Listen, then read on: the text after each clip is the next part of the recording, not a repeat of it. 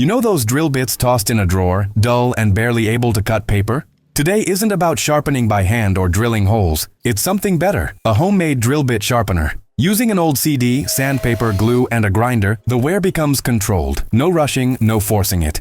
In the end, drill bits you were ready to throw away work again. As an old blacksmith used to say, drill bits don't wear out just from use, but from a bad hand.